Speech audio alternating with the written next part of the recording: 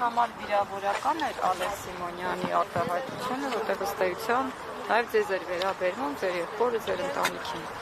Նախ ես ուզում եմ ձեզանից շնորհակալություն հայտնել եւ իդեմս ձեզ մեր բոլոր գործընկերներին, այն լրատվամիջոցներին, որոնք այսօր ողջ օրվա ընթացքում թեմային անդրադառնում էին, հետևում էին զարգացումներին եւ այդ աշխատանքը շատ կարեւոր է բոլորիս համար, այդ թվում եւ Վազգենի եւ Նարեկի։ Անդրադառնալով ձեր հարցին, գիտեք ինչու՞մն է զավեշտը, որ մարդ, որը երկրում զբաղեցնում է բարձր պաշտոն,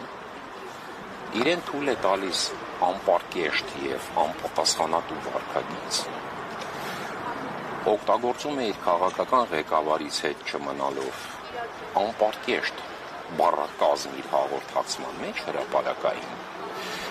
մարդ, ով իր թիկնապաների միջոցով թքում է քաղաքացու վրա, վիրավորում է մարդկանց, չգիտակցելով ինքը ով է, որն է իր դիրքը, որն է իր տեղը, երբ ստանում է համարժեք պատասխանը, վազում է բողոք գրելու։ Այսինքն սա մի զավեշտալի շղթա է մի ամբողջական։ Հին ժամանակներում իմ երիտասարդության տարիներին լավ անեկդոտ կար այդպիսի։ Ասում է տղա ջան, դու կողնորոշվի, դու որսորդ ես, թե համասեռամոլ։ Հիմա մոտավորապես այդ պատմությունն է, էլի, այսինքն նա կողնորոշվեք, դուք ով եք, դուք ինչ եք անում, դուք ինչ եք խոսում, եւ ըստ էության տղաները չեն եղել նախաձեռնող կամ նախահարցակ այս հարցում, նրանք ընդհանրապես տվել են պատասխան իրենց հասցեին հնչած բառակույտին, որի արդյունքում մարդ ով դա նախաձեռնել է, կրկնում է մարդ, որը ըստ էության իր չափի ձևի մեջ երևի թե իրեն պահի, ելնելով իր դիրքից եւ ելնելով իր զբաղեցրած պաշտոնից, վազում է բողոք գրելու։ Ես գիտեք, գնահատականը կարծում եմ հազարավոր, եթե ոչ տասնյակ հազարավոր մարդիկ են արդեն տվել, որովհետև եթե լրատվամիջոցների այսօրվա մեկնաբանությունները կարդաք, այնինչ հնչել է, երևի թե շատ մեղմ է այնինչ հնչել է, որովհետև մի հատ խնդրում եմ, առաջարկում եմ ձեզ նույնիսկ գնացեք եւ կարդացեք մի հատ այդ մեկնաբանությունները, թե մարդիկ ինչպես են արձագանքում այս տեսակ վարքագծին։ Բայց այնուամենայնիվ մենք եւս մեկ բան պետք է այստեղ պարտադիր նշենք, որ կարծում եմ, որ սա ընդհանրապես առիթ է, որովհետեւ այստեղ հենց հիմա երկու օպերատոր է, երկու լրագրող։ Ինչ եք կարծում առաջադրված մեղադրանքի շրջանակներում շտացիվը տեսախցիկի, որը արգրավել են անտիֆեյքի գրասենյակից, կամ ռեժիսորական վահանակը ինչ բնույթի տեղեկատվության կրիչ է, որն անհրաժեշտ է արգրավել այս օրինաց վարույթի շրջանակում, որոնք կարող եք դուք այդ հարցին պատասխանել։ Ես ունեմ տասնյակ տարիներ եմ մեդիայում աշխատել, ճիշտ ասած որևէ ձև չեմ կարողանում դրա բացատրությունը տամ, ավելին նույնիսկ տեսախցիկների արգրավումը, որոնք ցանցային են աշխատում եւ կրիչ չունեն, այսինքն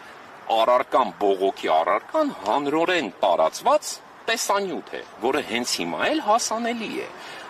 Իմաստը ո՞րն է այդ ամեն ինչի արգրավելը, բացի մեկ իմաստից,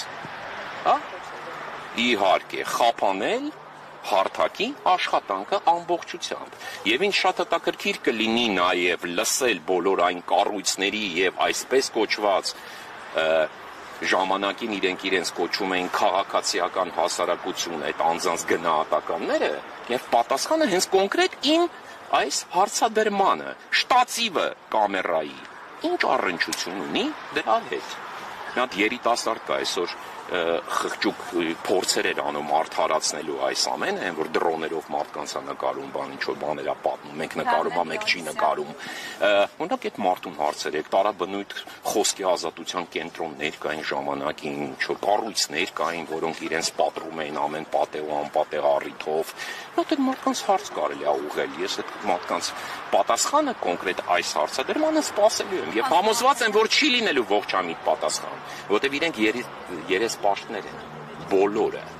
եւ իրանք բացարձակ որևէ խնդիր չունեն ձեր, մեր քաղաքացիների, լրատվամիջոցների եւ որևէ մեկի շահերի պաշտպանությունը։ Դրանք ընդհանրապես գործիք էին եւ շարունակում են մնալ գործիք։ Պարոն Սահակյանյան, եթե կարելի է, նախկին իրավապաշտպան Նինա Կարապետյանցը այսօր ասաց, որ մենք խաղաղասարակություն չունենք, ես ձեզ փոխանցում եմ, որ պատասխան չսպասեք։ Ասաց, որ 2018 թվականից հետո խաղաղասարակությունը կազմաքանդվել է, եթե նախկինում մենք հայտարարություններ միանում էինք, ճնշում էինք իշխանություններին, այսօր չկա այդ միասնականությունը, բոլորը գործում են իշխանության հետ միասին։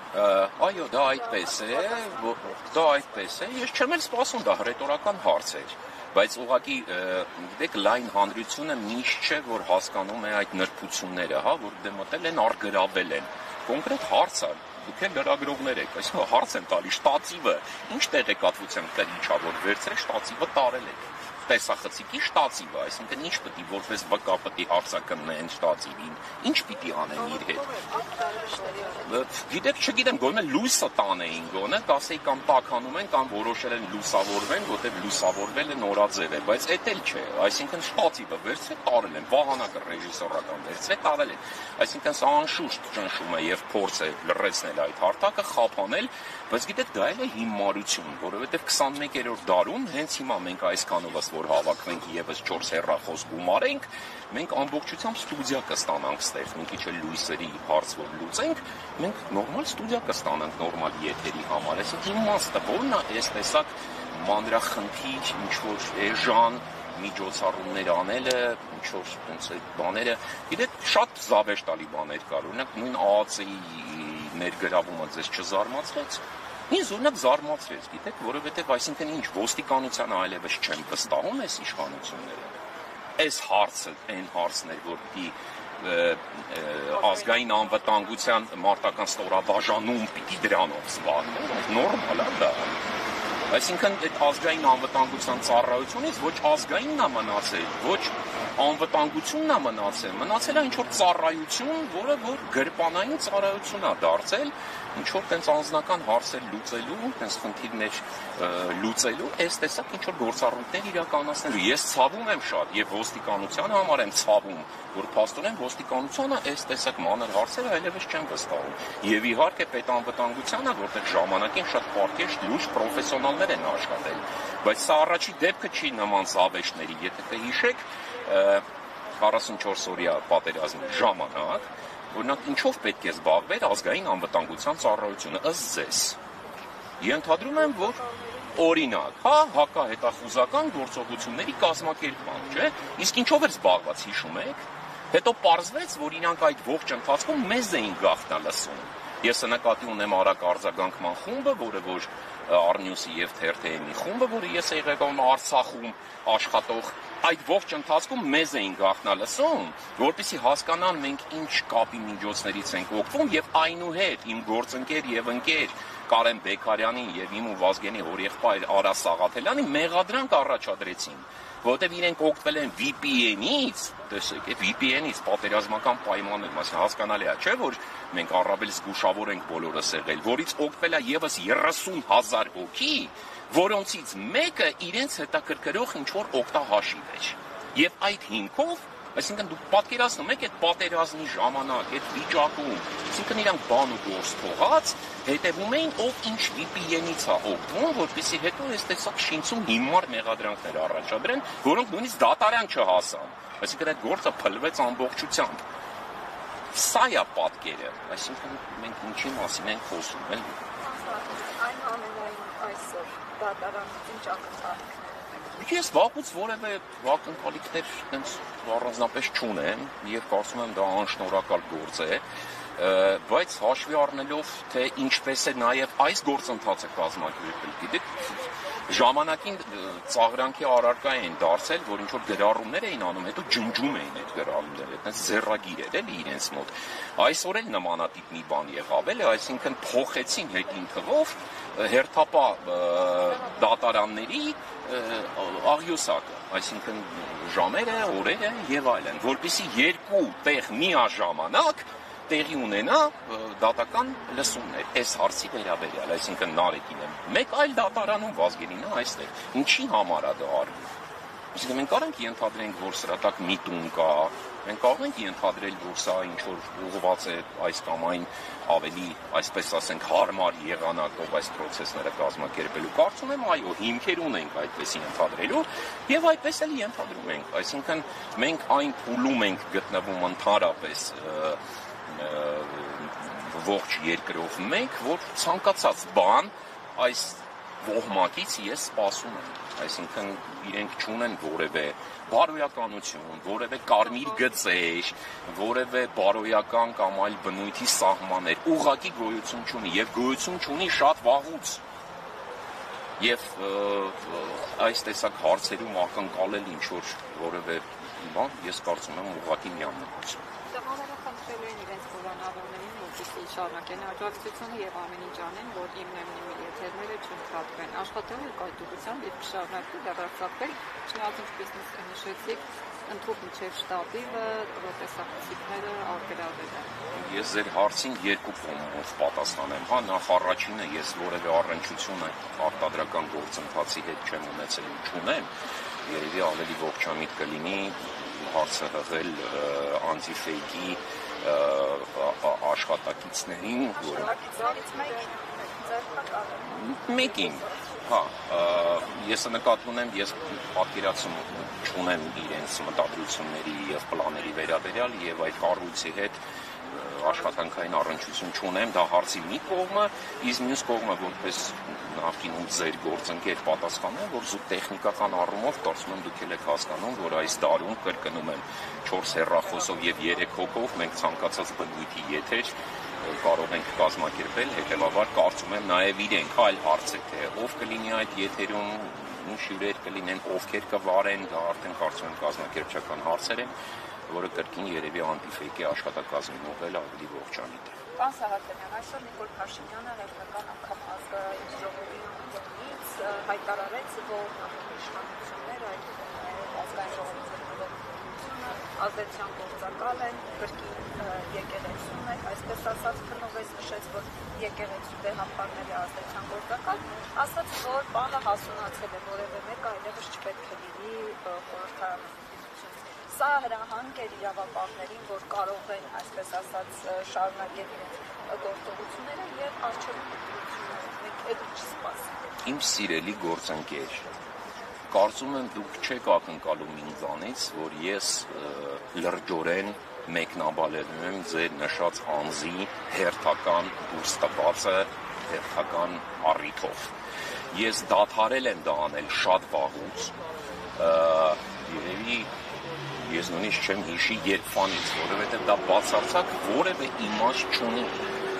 ռացիոնալ տեսանկյունից քննարկել, որևէ առարկայական բան գտնել, որևէ եզրահանգումների գալ, իմաստ չունի, որովհետև վաղը ինքը կարող ասի դրա ճիշտ հակառակը, երրորդ օրը բացարձակ երրորդ բանը եւ այսպես շարունակ։ Իսկ ինչ վերաբերում է գործակալներին եւ դրանց գործողություններին, հա, ես կարծում եմ, որ ներկայումս մենք թեւակողել ենք նոր ու շատ այսպես ծավալուն չափազանց վտանգավոր փուլ, երբ մեզանից, ես նկատի ունեմ հայերիցս, որոնք որ բնակվում են այս երկրում եւ ոչ միայն հայերի, այլ նաեւ այլ ազգերի, որոնք որ մեզ հետ այստեղ ապրում են, փորձում են սարքել ի վերջո համայնք, որպեսզի մենք մեզ իսկ սեփական երկրում լինենք անսեռ, անկրոն, անազգ, անհայրենիք, կառավարվող ոհմակ։ Քանի որ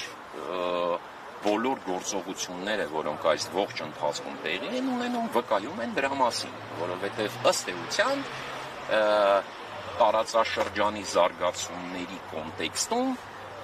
Հայաստանի տարածքը գուցե պետք է, բայց առանց հայերի։